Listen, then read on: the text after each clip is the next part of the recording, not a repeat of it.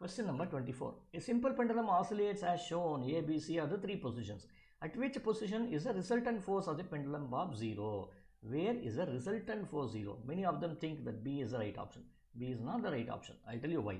See, when the particle is moving in a circular path, see, this is not complete circle, but at least it's moving in a curve. When it is moving in a curve, then what will happen? There will be a centripetal force acting over here.